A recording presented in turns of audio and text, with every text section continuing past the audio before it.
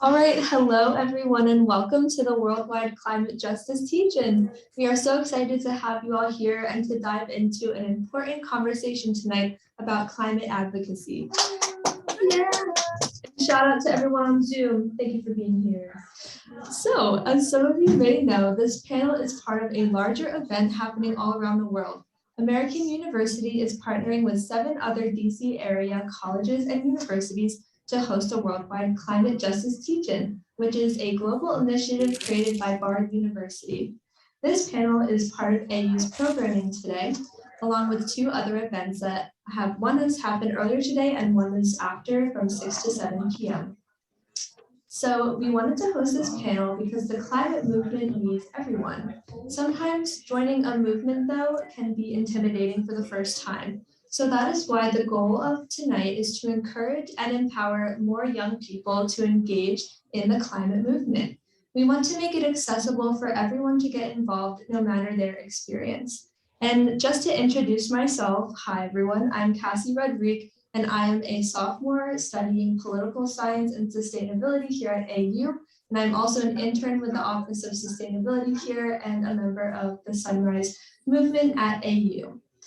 With that being said, we will move into the panel portion of the evening. Our 4 panelists here are members of the American University Hub of the Sunrise Movement. The Sunrise Movement is a youth-led movement to stop climate change and create good jobs in the process. Now let's hear from each of our panelists to learn a little bit about their work in climate advocacy. And we'll start with you, Magnolia. Thanks so much, Cassie. Hi, everyone. My name is Magnolia Mead. And first, I just want to say thank you so much to the Office of Sustainability for putting on this panel and to Cassie for moderating. And I'm really excited to be here to talk to you all about my climate activism. So I first became involved in the climate movement in the 2019 global climate strike, which was when around 6 million students all over the world walked out of school on October 20th. And in my hometown, there were hundreds of kids from my high school that walked out and rallied downtown. We marched downtown and rallied with our local Sunrise Hub. And it was just such an amazing day because everyone had come together to acknowledge the crisis that we were in, and everyone there was so determined to fight it. And so after that, I started organizing because I realized the disconnect that exists between politicians and reality. I was seeing these wildfires in California and extreme weather on the East Coast affecting my family. And I was seeing all these politicians at the same time just arguing about economic growth and competition. And so I was determined to end that disconnect. I was scared of the future and of the right now. And so I was determined to take action. And so I found the Sunrise Movement. And the goal of the Sunrise Movement is to create this mass mobilization of people that are taking to the streets, taking action, organizing their communities, and giving up so that politicians can't ignore it anymore. We do that through climate strikes, through direct actions. The Sunrise Movement occupied Nancy Pelosi's office. They occupied her office to show the politicians that the people want justice and we want it right now. And another example is that today I bird dogged Joe Manchin at the Capitol. I walked up to him and I told him that he was destroying our future, destroying people's lives right now. And he didn't care. And that was okay because the video of it now has about 1,000 views or more on Twitter, and people are seeing that. And the more people that see that and see what politicians are really like and get angry and decide to take action with us, that's when we're able to hold polluters accountable and hold the politicians accountable and enable them. Thank you. That was amazing, Magnolia. And the Joe Manchin thing is phenomenal. It's amazing how many things that you can do. And I could never confront Joe Manchin personally. That's too scary for me. But hi, I'm Sal Cottone. I'm studying at American University. I'm a part of the Sunrise Movement here as well. And I actually was not involved with climate activism at all until I got to Sunrise AU. And I was kind of thrown into everything. And personally, to me, coming from an area where I grew up, where I was always flooded with climate denial, Like I was in the most conservative part of New Jersey, and I just didn't really listen to them. But I always knew something was off, especially after Hurricane Sandy and Hurricane Irene in 2011 and 2012. And when I got here, I finally wanted to pursue climate change activism because it is so important to our planet and for everyone who's living here. And yeah, but just I want to really go into how much that actually has affected me mentally, because coming from a background of not being involved and then going to university, trying to get a degree, and now trying to fight for my planet, it really gets to you. And it really does hurt if you not take care of yourself while also trying to take care of the planet at the same time. Hi everyone, my name is Joel Ploski. I am a second year at AU studying CLEG and environmental science. I as well am part of Sunrise AU, and how I kind of got involved with Sunrise was I grew up in a rural part of Pennsylvania, and living there I saw the impacts of climate change on our water. This was a really big issue for where I grew up, as a lot of our water grids were being affected by the effects of eutrophication. A lot of our water comes from Lake Erie, which is an increasingly polluted lake. And a lot of companies are polluting that lake with very little accountability. So later on in high school, I became involved with just trying to react to this in a way that would actually be, that would grow and not allow them to continue to pollute, but allow us to grow in power against these companies.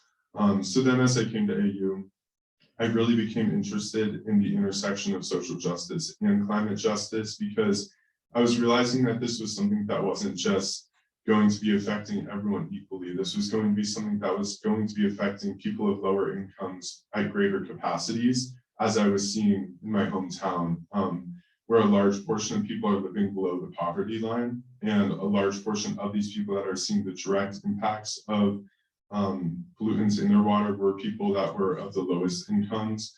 So it was something that I believe we really needed action, and we need to recognize that it's something that goes beyond just climate as a whole, but it focuses on race, income, even beyond that. Well, globally, we look at the effect that immigrants are going to have moving. So it's something that is beyond just looking solely at the scientific side of things, but also socially and economically.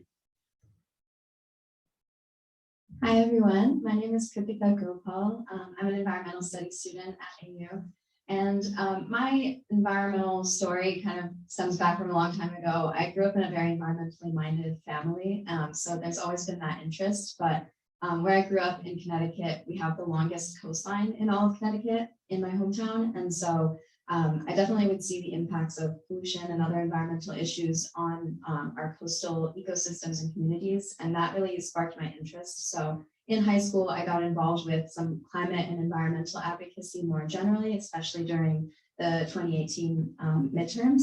And then when I got to college, just like Joel, I think coming to DC and seeing environmental inequities in action really sparked my interest in doing something on the ground in DC. So I've been active with Sunrise since 2020 and work on operations with Cassie and Sal. And a lot of my work though in DC has been in terms of research and advocacy. So organizing environmental justice activity, fundraisers and just days of action, and conducting research and working with DC environmental organizations to spur climate action within DC, where when we're in Ward 3, it's so easy to have to be separated from the environmental racism and other inequities that happen here. But just kind of immersing yourself in the climate justice movement in DC has been something that is really interesting to me. But yeah. Great, thank you all so much for sharing. So now I'd like to ask you all some more detailed questions about your work. And then after that, we will open up questions to the audience. So audience members, if you think of questions as our panelists are speaking, keep them in mind and we'll get to you afterward, and I'll bring this microphone out so that our Zoom participants can hear your questions. So our first question tonight is for Magnolia. Magnolia, recent data has shown that climate legislation is widely popular, and movements like Sunrise and Fridays for Future have only made young people's concern for the climate crisis more widely known. What are some of the reasons we still haven't seen comprehensive action on climate from politicians in the US government? And how do movements like Sunrise sway politicians towards taking action? So earlier I talked a little bit about the disconnect that exists between politicians and reality and what's actually going on. And so the reason for that is that dark money and corruption have a huge influence on our politics right now, and more so in this time right now than in history. And it's because of recent Supreme Court decisions like Citizens United, which removed a lot of election funding laws. And the result is that our politicians, while their constituents are suffering and dying from the climate crisis, they're lining their pockets with money from the oil and gas industry, from other corporations like the pharmaceutical industry. And so that sways them into voting against legislation that would actually be good for people, that would take action on the climate crisis, that would provide paid leave, Medicare for all of these issues that intersect with climate justice. And so our electoral system is really flawed right now because we're electing these politicians that don't represent us, that don't answer to the people, they answer to their corporate donors.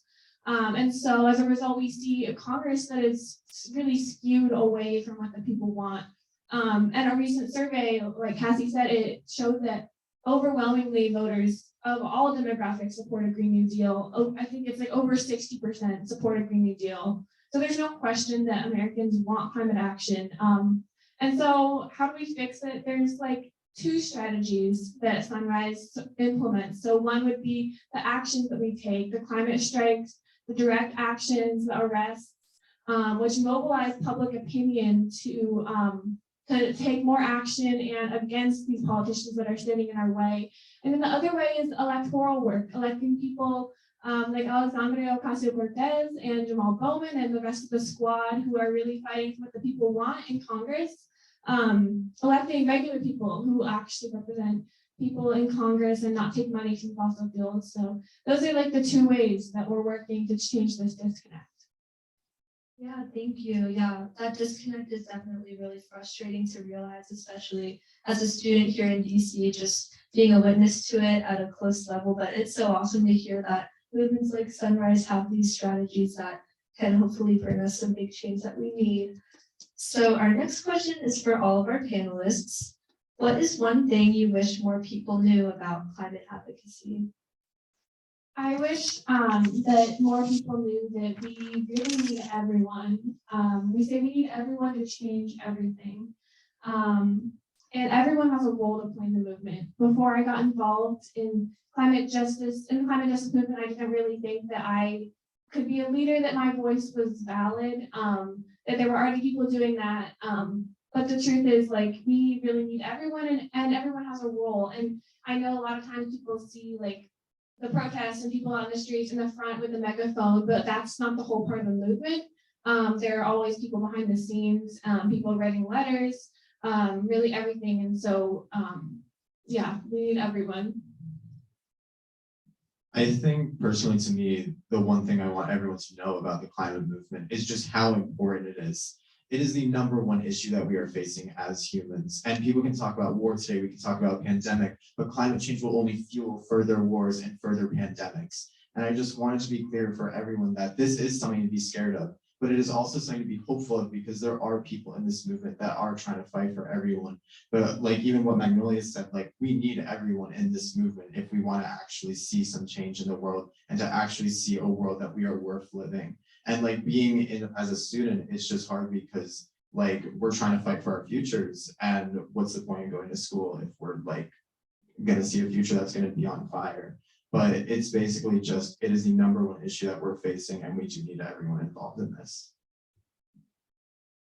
Yeah, and going off of that, something else is that we always are seeing protests and strikes in the forefront, but climate advocacy goes a lot farther beyond that too. As Magnolia was kind of stating, things such as just sharing posts on Instagram or Snapchat, posting things to your story can do a lot to get the word out about climate change, and get that onto all of your followers, because everybody that's viewing that story or sharing that story from you is spreading the word farther from there.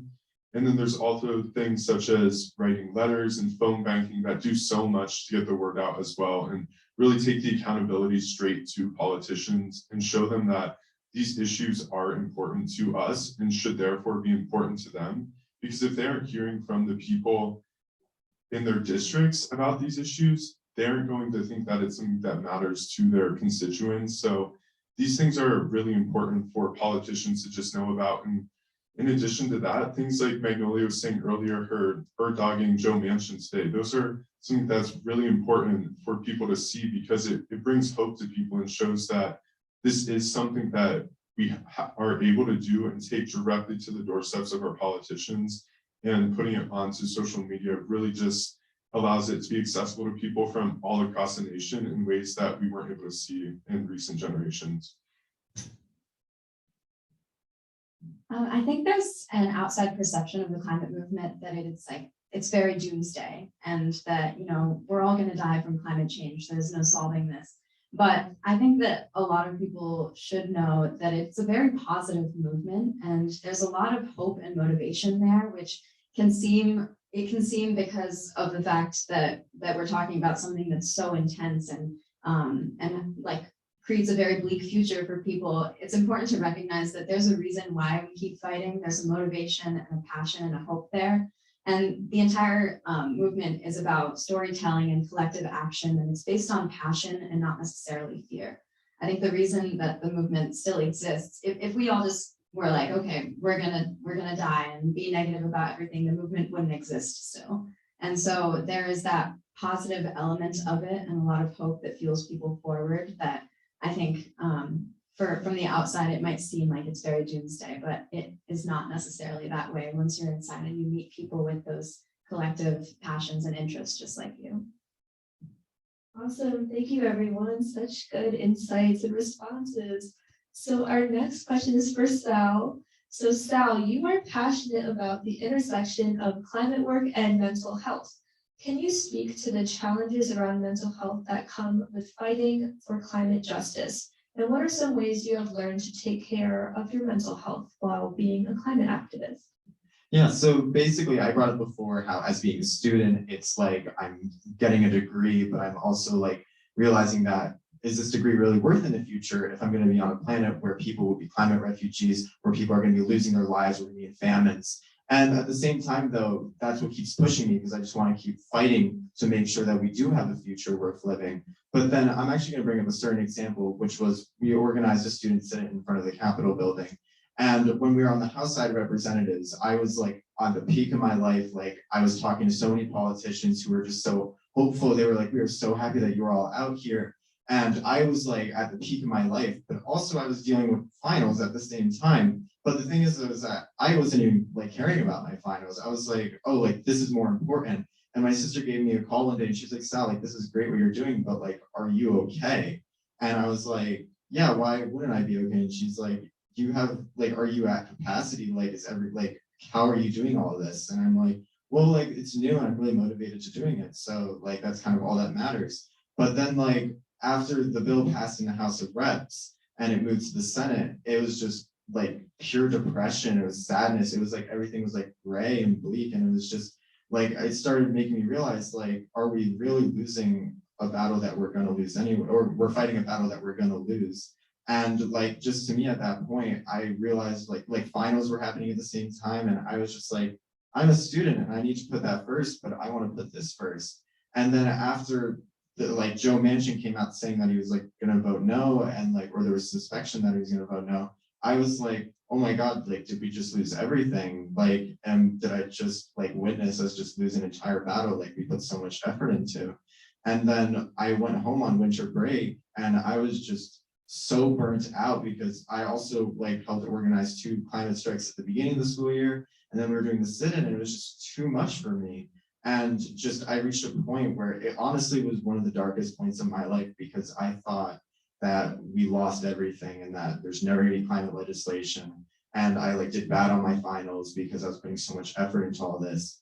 And I realized at that point that there are other people still fighting alongside me. I'm not the only one in this fight. I don't have to do everything. Other people can also, they're in this movement with me, and I have support from everyone. And they're fighting the same battle that I'm fighting. And I can take a break, like everyone else can take a break from battle, but the fight is still going on.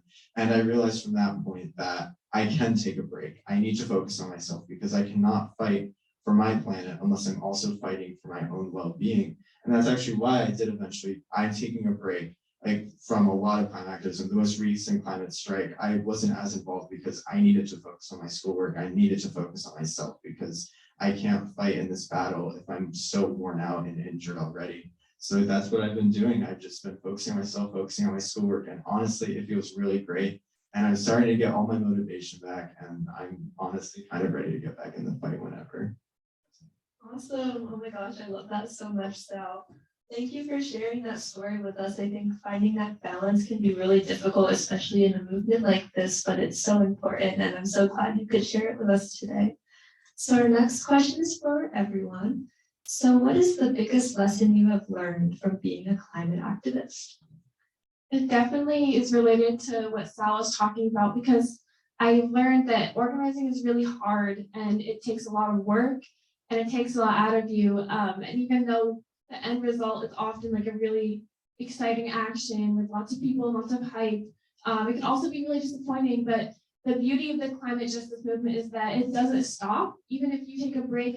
And the best part is that you're there with a whole community of supportive people. It's so much better to do it with other people instead of being alone. So many people experience climate anxiety, climate trauma, and it can be really isolating. But if you have this loving community, supportive community, people who are all experiencing the same thing, that I think is the best part about being a climate activist that I've learned.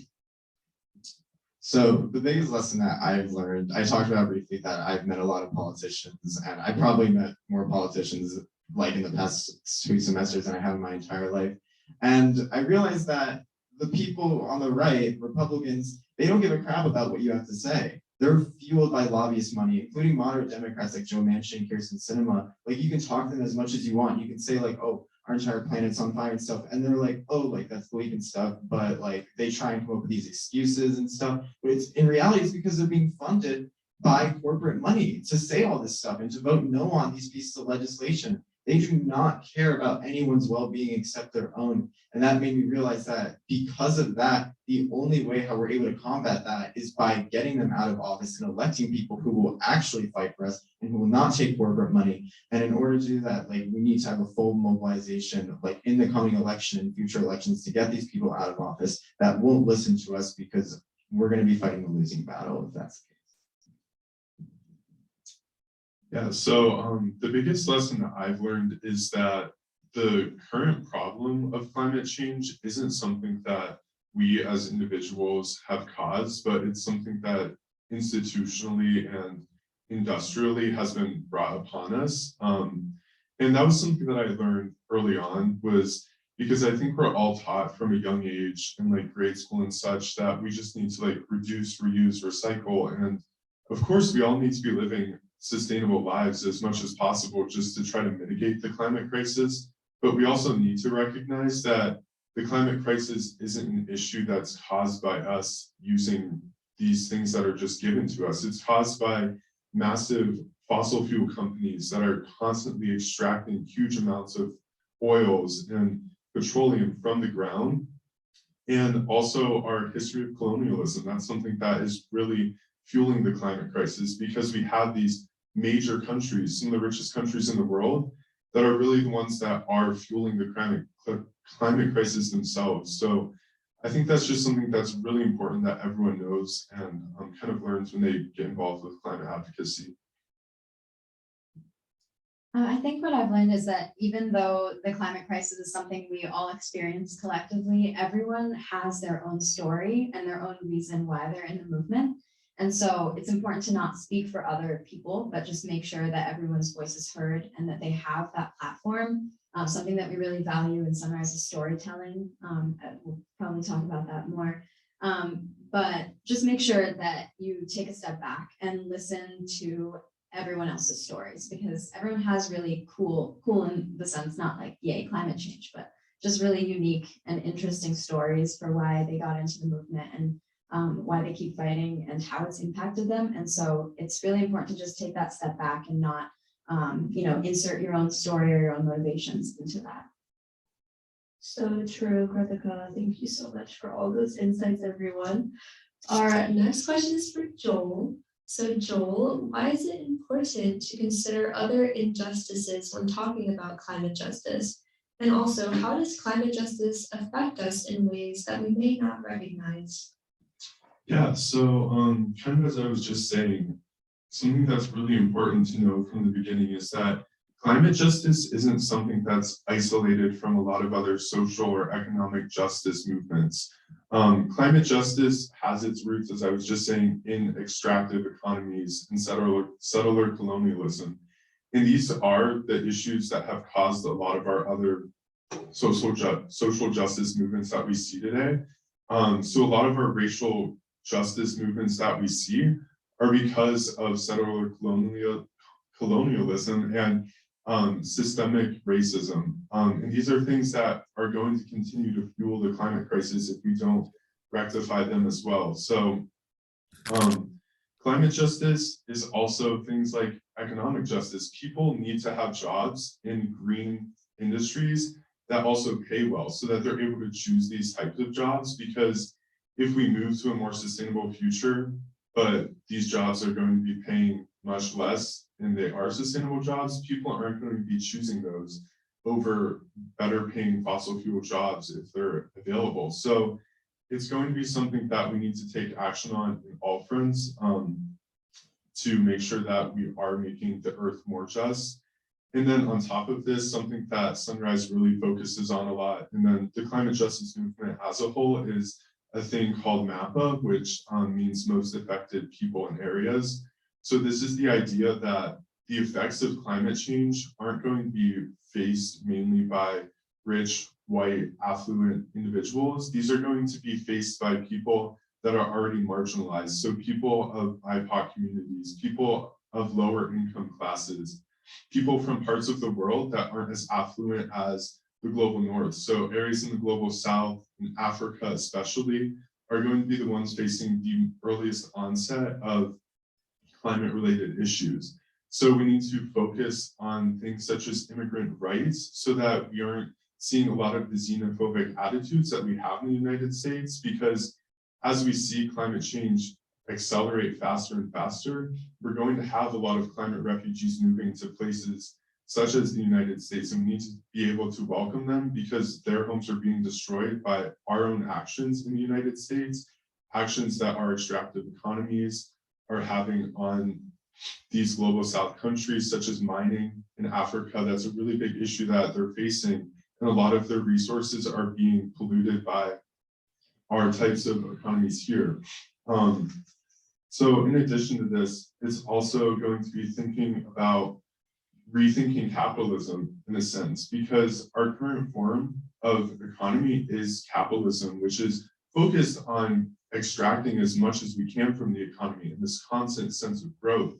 But at a certain point, we just have to recognize that capitalism isn't going to be completely sustainable if we're growing at rates that we aren't capable of doing. So we're going to have to just think about re-envisioning our current system of economics in a way that we're able to sustain for futures, for generations to come, to make sure that we all have a clean and safe place to live. Thank you, Joel. Yeah, I think it's so important to realize how interconnected all these movements are, and just making sure that our work is intersectional, as you were saying, is so important, and it can make every movement stronger. So our next question is for everyone again. So what are some tips you would recommend to students who want to become more involved in climate advocacy, but maybe they don't know where to start? So like I said before, we really need everyone. We need every single one of you to be in the movement. And I would say you just need to take a leap. It can be hard at first, but if you wait for the perfect time, it's never going to come. And I think that joining a club like Sunrise or getting together with some friends and going to a protest is the perfect way to get involved, and just make sure you stick around and really just try to get involved with that community, make connections with people, figure out what's needed in the movement, because there's always something that needs to be done. Yeah, I hope you all will join us. Yeah, and building off that, I guess I can even express how I got involved into the climate in the first place, because I wasn't doing anything before I came to AU, but it was literally just as simple as someone sending a link to join Sunrise DC in a group chat. And I was like, I'm just going to go for it. I don't know where it's going to lead me. I don't know what's going to happen out of it. I might just go to a couple protests they organized. And then from there, I was involved with their social media team. And then I met Magnolia at a booth at AU.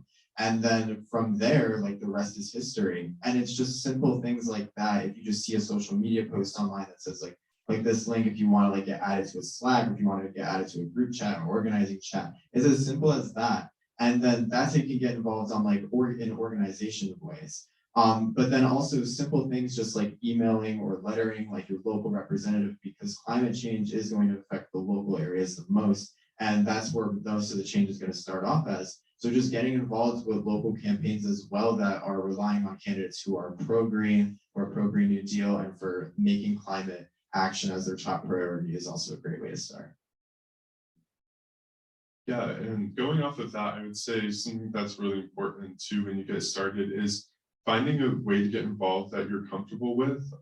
So going back to finding a good balance between mental health and also climate activism, we need to make sure that when you are getting involved, that you're doing so in a way that's going to be sustainable for you in the long run as well. So as Magnolia was saying too, there's so many different aspects of this. So whether that be showing up to a strike or sharing a post on Instagram or swiping up on someone's story and just asking about ways that you can get involved, it's just so important to do it in a way that's most comfortable for you, because if you're not comfortable doing so at the end of the day, then it's not going to be something that's sustainable for you to keep doing in the future. And then also just stand up for what you know is right, because we know that climate change is something that is happening. It's not something that's going to be able to be denied, because we're already seeing the effects of it now. So just standing up for that, because there's so many times when you'll have people just flat out deny it or tell you that you're wrong to your face. And it's important just to be resilient and persevere through that and know that at the end of the day, what you're doing is right and you're going to have an impact. I would say that you don't need to have all the experience, and there is a space for every single person. So, and people are very genuinely nice, I swear. So just find what interests you and run with it. There's so many diverse stakeholders in the climate movement, and it doesn't necessarily just have to be the kind of advocacy we're talking about. There are ways to incorporate climate justice into anything that you do, whether that's research or just like your academics. There are other ways to bring climate into what you're doing. So it doesn't just have to be going to protests and talking to your representatives, although all of that is incredibly important. There are other ways to just make it a part of your life that that aren't necessarily talked about as much, but climate advocacy is a very, very broad thing, and there are just a lot of ways to do it. Thanks, everyone. Wow, that made me want to rejoin the climate movement myself. So good. So our last question tonight is for Kruttika. Climate change is a worldwide issue, but many communities feel its effects right at home. Can you speak to how the local DC or DMV areas are experiencing the effects of climate change? And what can we as residents of DC do to help these communities? Yeah, so it might not feel like it right now because it's cold, but one of the biggest things in DC is heat with climate change. So the city is expected to have 2 to 3 times more heat emergencies, which are days above 95 degrees Fahrenheit in upcoming years. And so the heat is just increasing, and DC is one of the many cities that suffers from the urban heat island effect, which is how heat is absorbed by buildings and other city infrastructure. And temperatures are much higher in lower income regions of DC. A lot of studies have found that. And right now, Union Station is a cooling center, and we saw how high temperatures were this past summer, and they're only getting higher. So the need for more of those cooling centers and the amount that it was used this past summer is concerning. So that's one element of it. In terms of sea level rise, DC doesn't necessarily face the same sort of risk from sea level rise as cities that are much closer to the ocean, but the Potomac and the Anacostia rivers do, they're both tidal within the city limits. So they are directly influenced by the ocean's tides and level. And so right now, the Lincoln Memorial isn't necessarily an island, but it could become one in years to come if we don't do anything. And there's also an increased risk of flooding and severe storms, as with many other parts of the world. And in that issue, DC is a case study in environmental racism. So these increased risks are not distributed equally across the city due to lots of historical practices like government redlining and housing discrimination. Black residents are priced into neighborhoods in DC, especially in eastern DC, which are much more at risk of flooding due to proximity to the Anacostia River. They lack a lot of green spaces. There's a lot of proximity to industrial sites, and they're projected to become a lot hotter than the whiter, wealthier parts of DC in the west of the city, and just like where we live. And also, late last year, a study found that particulate matter levels in DC and their health risks are very unevenly distributed across DC. So higher disease burden and other air quality levels, poor air quality levels were found in neighborhoods with lower educational attainment, lower income, larger proportions of people of color. So it's very unequal distribution of environmental harms across the city. But all that being said, in terms of what you can do, activism is very clearly alive and well in DC. There are so many different organizations. We have, in addition to Sunrise AU, there's Sunrise DC and 350 DC and plenty of other environmental organizations in DC that are doing great work, and especially with a focus on environmental justice. So there's a lot of ways to get involved with that. So there's no need to let everything that I said make you feel very, very sad. There are a lot of ways and people that are doing great work in DC, and just recognizing your positionality in terms of where we are. We're in Ward 3, which does not suffer from nearly as many environmental burdens as other wards in DC. So just recognizing that and making sure to help communities where you can. Thank you so much, Kruttika. That was great. Yeah, I think it's so important with a movement that's so big and global like this. It can be hard sometimes to narrow that scope down to where we're living. So I think those are some awesome tips on how to get involved with that and how to just be more aware in general. So thank you for that. And now we're going to open it up to the audience for some questions for our panelists. So if you have a question, just raise your hand and I will bring you the microphone and you can ask it.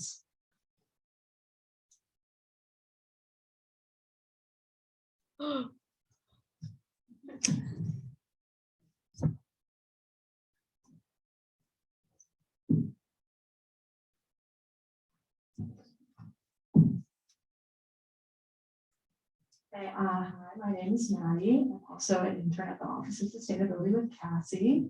Hearing about all your guys' great work, I can't help but think you guys are met with oppositions occasionally. And I'm wondering how you talk to people who maybe don't understand what you're doing, or maybe are even climate denialists, and how you help them understand, or maybe convince you that you guys are doing like the right thing and a good thing for the planet. I can answer first. So thanks so much for this question. We do get a lot of people who disagree with what we do, and I think an important part of Sunrise is the storytelling aspect and telling why we're in this movement, like why climate change matters to us. So often I try to tell people how it's affected me, how it's affected my family overseas and here, which is why I'm worried about the future and worried about right now. I try to connect people on an emotional level and not make it about politics, but make it about personal experience and how it affects me. And people can get really nasty and just be hateful as well, because of the polarization growing in our country. And at some point you have to be like, haters gonna hate. Like, I know there's so many people on our side, and you just can't let it get to you, the amount of hate that some people have towards us, even though we're doing the right thing. Yeah, I actually really want to express the point about storytelling, because you can make it about politics. And if you make it about politics, like saying like we're a pro-Green New Deal or something, they're just going to call you either a socialist or a communist. You just want to take over the country and stuff like that, which obviously isn't the case. It's you make it a personal experience. You have to connect with them on a personal level to make them feel the emotion that you're feeling so they can actually relate to you. And basically stuff like that. And also opposition. I faced on TikTok in particular, because I post a lot about climate change on it. And it's usually just people literally just throwing the term socialist at me or calling me like pro-Biden. I mean, yeah, like I'm going to support Biden. He hasn't done the best job at all, but like still, it's just things like that don't really get under my skin, because I know that I'm right in this situation because we are fighting for our future. They're just not educated on that part yet. And as long as when they actually become educated on the topic and when they actually learn how much this is going to affect people, then I feel like that they actually will start to change their opinion and this issue will become bipartisan. Yeah, and just going off of that, I would say when you do confront these, because it's not so much an idea of if it's going to happen, it's kind of more an idea of when it's going to happen. So I didn't really confront a lot of climate deniers for the beginning of my activism, but more recently, just sharing posts to my Instagram, I've had a lot of people just swipe up and like spew a lot of odd and kind of questioning facts about climate change. And it's important just to realize that you need to, as they were saying, bring this back to your personal experiences and tell a story that's personal to you, because if we're just constantly spewing statistics, that's not something that's personal to individuals. You need to be talking about things that are already happening in our communities that we can see, that aren't questionable, that we are seeing our water degrade, that we're seeing higher levels of pollution. So things like that just really help bring the story back to where it should be and away from these ambiguous statistics. Yeah, I think a lot of it was already said, but just using it as motivation. And in terms of getting through to people who might not believe it, making your points cater specifically to them. A lot of the time people might feel very separate and distant from what you might be talking about. But if you think about a community where someone's from and be like, well, there's this that happened, you know, close to where you live, those kind of points really get through to people a lot more. And so just using those to your advantage. Amazing. Thank you, everyone. I will pass this microphone to you. So my question is about Biden and whether or not, I know you spoke about how Manchin and Sinema are sort of holding up the Build Back Better bill, but I was wondering if you believe that Biden has done enough to push to get the Build Back Better bill passed, or alternative actions to that bill that he possibly could take.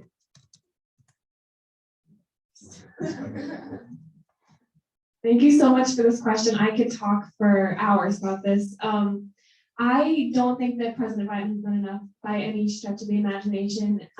Yes, the Build Back Better failure was partially Manchin's fault, but it was also the fault that President Biden could have gotten on TV and asked and called on these corporations, Exxon, to stop lobbying him and to stop, and called on the Chamber of Commerce to stop funding these campaigns against the bill. He definitely could have done more. So that was, yeah, obviously a disappointment. And in terms of what else he could be doing, I think we haven't focused enough, the media hasn't focused enough on everything that President Biden could do with executive orders. There is so much, from canceling the Line 3 pipeline, declaring a climate emergency, ending all fossil fuel projects, ending leases for oil and gas on domestic lands.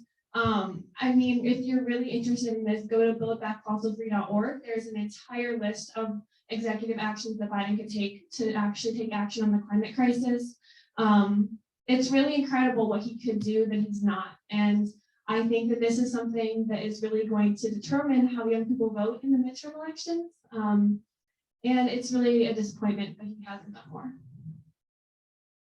I mean, most of it was literally just said just now. I want to emphasize the climate emergency. That's literally a chant that we use at climate marches, literally Biden declare a climate emergency, because it's just simple actions. He can just pick up his pen and just sign an executive order. And also another thing is like the fact that he was approving offshore oil drilling, even though he was claiming to be a pro-climate candidate. It's ridiculous that like everyone elected him to office, we all elected him to office, hoping that he would actually act up on this, including a lot of other things like except from climate. It's just for some reason Biden just hasn't lived up to almost any of his like campaign promises. He did a lot during his first few weeks in office with executive orders. Almost all of them were with executive orders, but then he just stopped, and we're not sure why. It could be a lot of reasons, but it's basically very ridiculous at this point. It's very frustrating, and it's why people are on the streets demanding Biden do something, because he can, but he's just not. And yeah. Yeah, and just to add more specifically to the Build Back Better side of things, I would say, adding to what Magnolia had already said, there are just so many things that Biden could have done, and just he really needed to take the fight to Joe Manchin and Kyrsten Sinema's front door and like show them that if they're going to stand in the way of this vastly popular agenda, that he's going to stand in opposition to them and their votes against it. So just calling them out by name, that's something that he never really did. He could have held a press conference or even through his press secretary directly called them out by name, but they were just always referred to as individuals in Congress or members of Congress or senators. So it's something that was never held accountable directly to them, because it was literally 2 votes that were standing in the way of this piece of legislation passing and being the most monumental piece of climate legislation we've ever seen.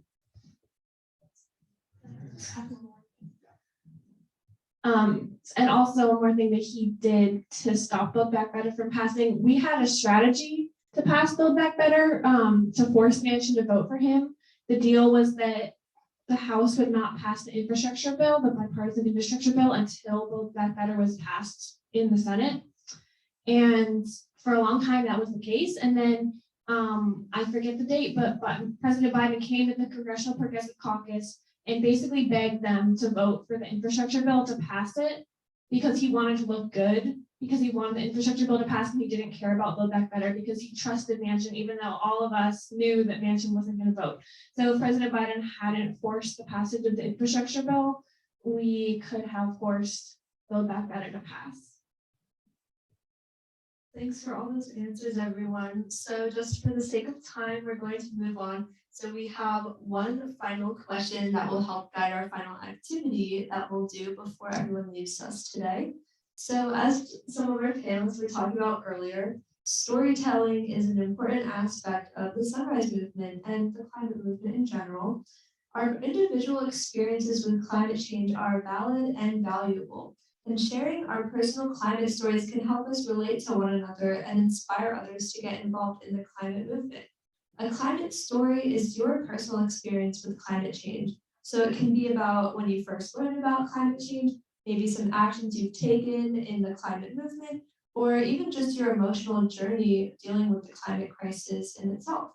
So now for our activity, we will ask you all to share your climate stories with your table mates, or if you're on Zoom, if you're comfortable, you can just unmute and discuss with everyone else on Zoom.